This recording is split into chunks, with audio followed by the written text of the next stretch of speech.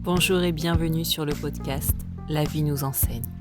Moment d'introspection, de remise en question, de prise de recul. Je nous invite ici à un regard objectif sur nous-mêmes et notre vie. Je nous invite à reprendre la responsabilité de manière objective. Ensemble, prenons conscience que nous sommes responsables de notre vie et que nous avons le pouvoir de l'améliorer et de nous épanouir au-delà de nos espérances.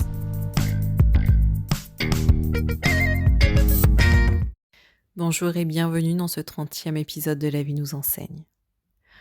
Aujourd'hui, je vous propose un voyage un peu particulier.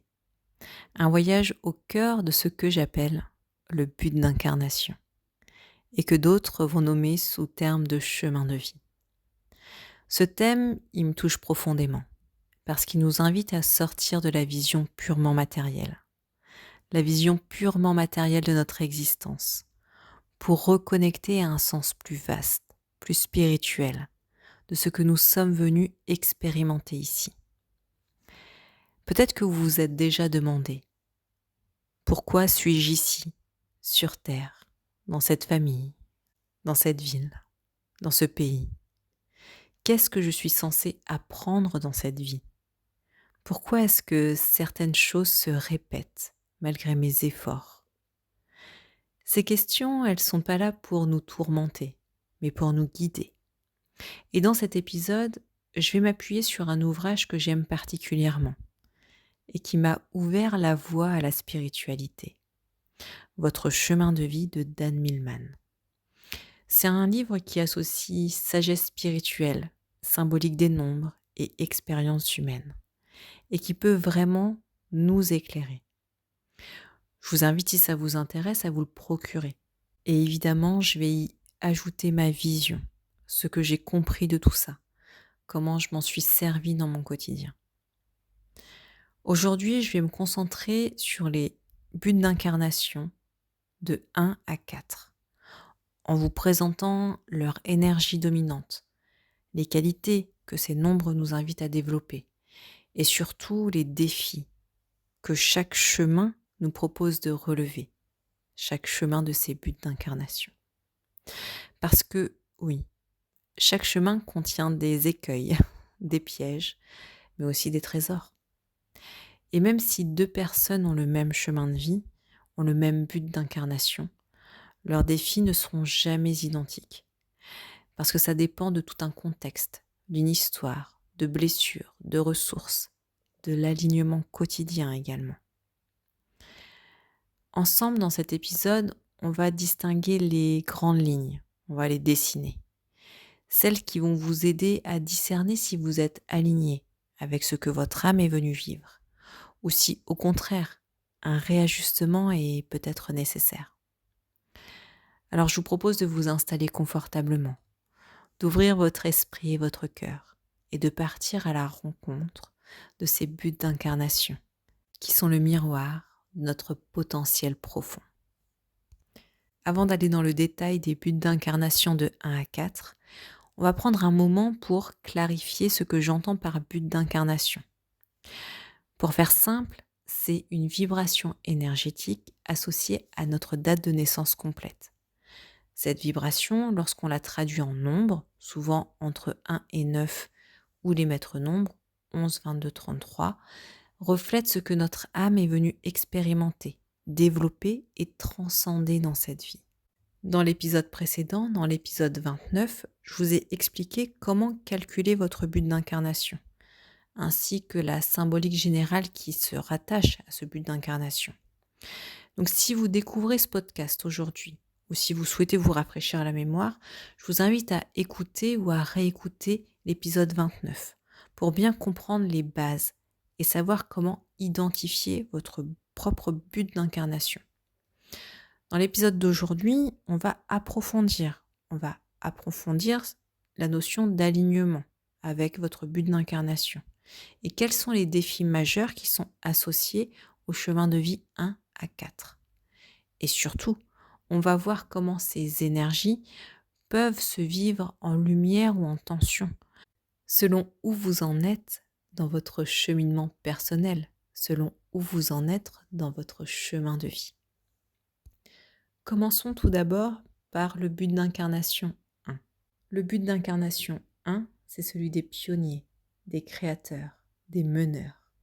C'est une vibration qui invite à l'affirmation de soi, à l'autonomie, à l'innovation. C'est le chemin des personnes venues pour apprendre à oser être elles-mêmes, à se détacher du regard des autres et à créer leur propre voie. Parfois même à ouvrir des sentiers là où il n'en existe pas encore. Mais ce chemin, il est loin d'être simple. Il commence souvent par une expérience de dépendance ou de manque de confiance. Ce sont vraiment les défis associés à cette vibration 1. On observe que chez les personnes en chemin 1, un besoin fort de validation extérieure, un manque d'estime de soi, ou au contraire un excès de contrôle, une tendance à vouloir prouver, dominer ou se suradapter. Quand l'énergie du 1 n'est pas intégrée, quand elle n'est pas alignée, le 1 il peut osciller entre une passivité ou un effacement, en se disant « je ne suis pas capable, je ne veux pas déranger, je n'ai pas d'idée à moi, je ne suis pas assez bien pour pouvoir montrer qui je suis et mes idées ». Ou à l'inverse, ça peut être aussi une rigidité, une attitude autoritaire. Il faut que ce soit parfait, ou je sais mieux que les autres, ou encore je dois faire tout seul.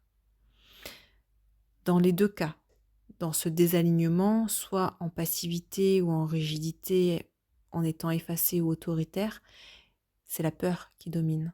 C'est la peur de ne pas être à la hauteur, c'est la peur d'être rejeté, c'est la peur de l'échec, ou encore la peur du succès.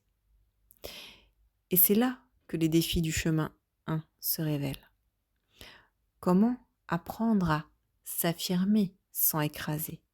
Comment être leader sans dominer? Comment oser sans chercher à plaire? Ces questions sont hyper intéressantes pour le but d'incarnation 1. Quand il est aligné avec lui, le 1 va être créatif, inspiré, stable, humble dans sa puissance. Ce 1 sait ce qu'il veut, mais il ne cherche pas à imposer sa vision. Il est capable de tracer sa route, même dans l'incertitude, et il la trace avec foi. Un 1 en harmonie sait dire non, il ose dire non, sans agressivité ni culpabilité. Ce 1 prend des décisions en accord avec ses valeurs profondes, même si ça peut bousculer l'entourage. Il va inspirer naturellement, sans chercher à convaincre. Il devient un modèle d'authenticité, de courage, de cohérence. Quand le 1 est aligné, c'est plus l'ego qui pousse, c'est l'élan intérieur. Et dans cet élan, le 1 devient un initiateur de changement, un éclaireur pour les autres, sans chercher à contrôler le chemin des autres. Si vous êtes dans un but d'incarnation 1, je vous donne quelques clés pour vous réaligner et nourrir votre mission d'âme. Je vous propose de travailler votre estime de vous, pas en cherchant la perfection, mais en apprenant à vous aimer tel que vous êtes, avec vos zones de doute et vos zones de lumière. Autorisez-vous à échouer. Le 1 apprend par l'action. C'est en expérimentant que vous allez trouver votre propre voie, pas en attendant d'avoir tout compris. Et ça peut être hyper compliqué pour le 1. Il veut déjà savoir tout faire. Mais pour pouvoir savoir tout faire, c'est important de s'entraîner. Et donc de ne pas avoir peur d'échouer. Donc autorisez-vous à échouer. Autorisez-vous à apprendre. L'échec, c'est un apprentissage. Créez régulièrement aussi des projets, des idées, des écrits, des œuvres. Tout ce qui part de vous renforce votre centre, votre alignement. Entourez-vous de personnes qui respectent votre individualité, pas de celles qui vous font douter ou qui essaient de vous modeler. Le 1 a besoin de liberté, a besoin d'être encouragé. Écoutez votre voix intérieure avant d'écouter celle des autres. Même si elle est encore timide, votre voix sait, c'est votre vibration. Et ancrez-vous dans des rituels de puissance. Marchez dans la nature, faire des affirmations positives. La posture corporelle, tenez-vous droit les 1. Voyez Ce 1, il se tient fier, droit, faites pareil. Écrivez des écrits d'intention au moment des vœux de nouvelle lune par exemple. Méditez de façon dynamique. Le 1 n'est pas fait pour méditer en position allongée. Vous pouvez méditer debout, vous pouvez méditer en marchant. Et je vous propose une question essentielle à vous poser dans votre quotidien, les 1. Est-ce que je fais mes choix par peur ou par alignement avec qui je suis profondément? Je vous propose de passer maintenant au but d'incarnation 2. Ce but d'incarnation 2, c'est celui de l'harmonie, de la douceur, du partenariat. C'est une vibration profondément féminine, réceptive, qui est tournée vers l'écoute, l'intuition, la médiation. Les personnes qui portent cette vibration 2 sont venues apprendre à tisser des liens justes, à équilibrer le don de soi et le respect de leurs propres besoins.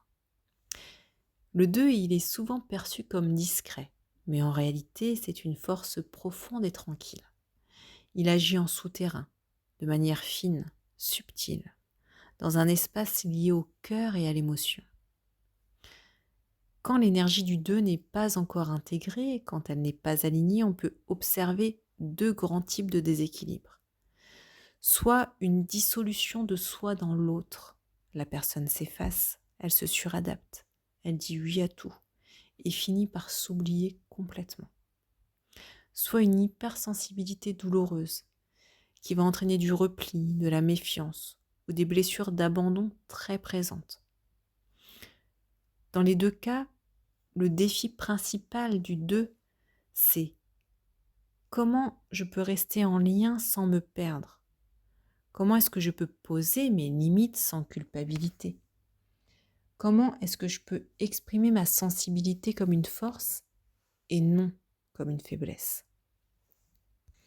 Le 2, quand il n'est pas aligné, peut aussi souffrir d'un besoin d'être aimé ou reconnu. Et ça rend le 2 dépendant à l'affection ou au regard de l'autre, au point d'en oublier ses propres désirs. Le défi du 2, il est vraiment situé là, entre qui je suis et l'autre. Est-ce que je fais passer l'autre avant moi? Est-ce que j'arrive à exprimer qui je suis quand je suis avec l'autre? Est-ce que je sais exprimer mes désirs? Est-ce que je sais exprimer ce que je veux? Quand on est aligné avec son 2, on devient un pont entre les mondes, entre les gens. On fait du lien, on sait écouter profondément, ressentir au-delà des mots. On sait accueillir avec bienveillance, tout en honorant ses propres besoins et limites. Un 2 en harmonie, en équilibre avec lui-même, c'est dire oui et non avec clarté et douceur. Et ce 2 ne va pas culpabiliser quand il va dire non. Il sait exprimer ses émotions, sans peur ni honte. Comme un langage de l'âme, les 2 ont une hypersensibilité telle qu'ils savent exprimer qui ils sont, leurs émotions. Et c'est accueilli comme quelque chose de naturel. Le 2, quand il est aligné, il devient un médiateur naturel. Il est capable d'apaiser les tensions sans s'y perdre. Et il vit des relations authentiques, nourries par le respect mutuel, nourries par la réciprocité, nourries de paix intérieure. Le 2 aligné, en fait, il cherche plus l'amour à l'extérieur parce qu'il est reconnecté à sa propre valeur. Et dans cette énergie, il devient un catalyseur de paix, de guérison relationnelle, un gardien de l'unité dans un monde souvent polarisé. Si vous êtes dans un but d'incarnation 2, je vous donne quelques clés pour vous réaligner et révéler votre puissance relationnelle. Dans un premier temps, ça va être d'apprendre à poser vos limites. Un non sincère vaut mieux que 1000 oui par peur. Vous méritez des relations où vous pouvez être totalement vous-même. Arrêtez de vous oublier en faisant passer les autres avant vous. Accueillez vos émotions comme des alliés, pas comme des ennemis. Les émotions, c'est votre don, votre sensibilité, c'est vraiment votre boussole intérieure. Donc apprenez à les accueillir. Pratiquez l'écoute intérieure, la méditation, l'écriture intuitive, la reconnexion à vos ressentis profonds. Honorez votre rythme. Le 2 a besoin de douceur, de lenteur parfois. Et c'est pas une faiblesse, ça. Ça fait partie de votre alignement, ça fait partie de votre sagesse. Célébrez vos petites victoires relationnelles. Un mot juste dit au bon moment, une émotion exprimée sans peur, un besoin respecté. Travaillez la co-création consciente, que ce soit dans votre couple, dans le travail, dans vos amitiés.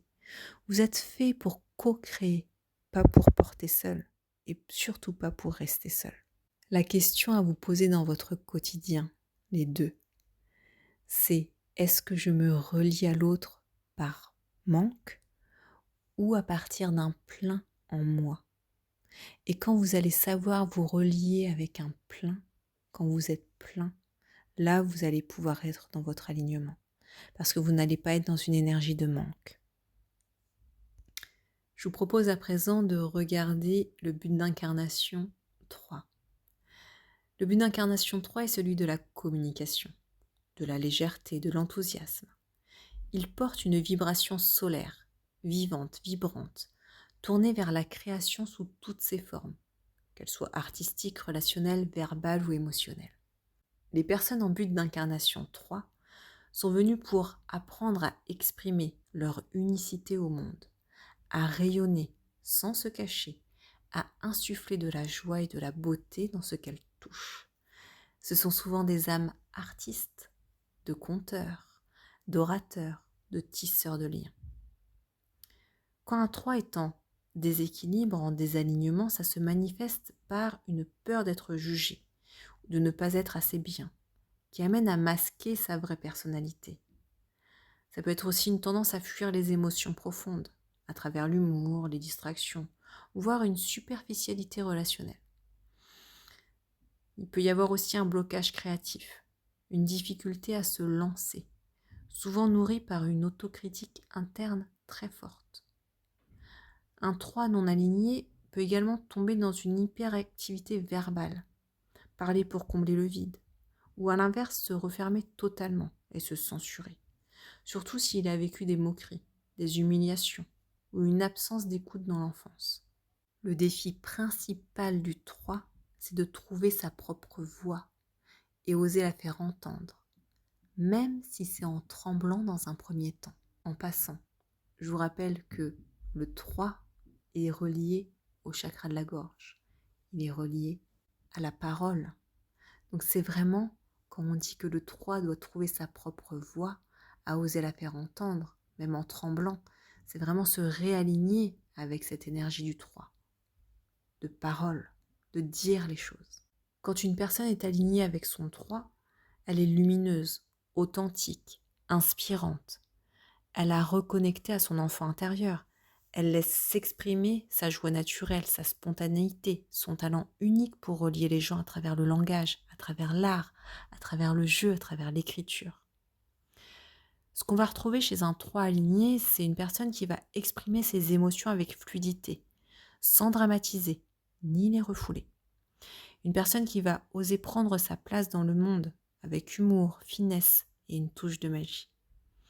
Une personne qui va créer avec plaisir, sans pression de résultat, juste par envie de partager. Et une personne qui inspire les autres à se reconnecter à leur joie intérieure, à rire, à respirer, à vivre beaucoup plus légèrement. En fait, un 3 aligné transforme la douleur en poésie, le quotidien en œuvre d'art, les silences en éclats de vie. C'est un messager, un artiste. Le 3 aligné est un canal vivant d'inspiration. Si vous êtes en but d'incarnation 3, je vous propose quelques pistes pour vous réaligner à votre essence expressive. Dans un premier temps, ça va être de libérer votre créativité chaque jour. Écrire, chanter, peindre, danser, faire de la cuisine, peu importe le support. L'important, c'est de faire circuler cette énergie du 3. D'accueillir vos émotions, comme une palette de couleurs. Vos émotions sont là pour enrichir votre monde intérieur, pas pour être refoulées. Apprenez à les exprimer. Exprimez-vous sans filtre parfait. C'est mieux de dire les choses avec sincérité plutôt que de garder le silence. Vous avez besoin de vous exprimer. Sinon, bonjour les problèmes de thyroïde. Reconnectez-vous à votre enfant intérieur, par le jeu, par le rire, par la spontanéité, par les rêves. Posez-vous, rêvez, jouez, chantez. Créez des espaces de partage, des scènes ouvertes, les réseaux sociaux, des cercles de parole. Vous êtes fait pour partager votre vision du monde. Allégez-vous du regard des autres. Vous êtes ici pour rayonner, pas pour rentrer dans une case. Et je vous propose pour le quotidien de vous poser cette question. Est-ce que je m'exprime pour être aimé ou pour être vrai ? Quand vous saurez vous exprimer en étant vrai et non plus pour être aimé, vous aurez tout gagné. Je vous propose à présent de passer au but d'incarnation 4. Le but d'incarnation 4, c'est celui de la structure, de la rigueur, de l'ordre et de la sécurité. Il porte une vibration terrestre, concrète, lente, mais sûre, comme les fondations d'une maison ou les racines d'un arbre. Les personnes en but d'incarnation 4 sont venues pour apprendre à bâtir sur le long terme, à créer du solide, du fiable, du durable. Ce sont des bâtisseurs. Cette vibration 4 incarne souvent des valeurs comme l'engagement, la persévérance, la discipline, le sens du devoir. Ce sont des bâtisseurs, des organisateurs, des stabilisateurs dans leur entourage. Quand une personne avec un but d'incarnation 4 est désalignée, ça peut se manifester par une peur du changement ou de l'imprévu. Ça peut mener à une rigidité mentale ou intellectuelle, voire une rigidité émotionnelle.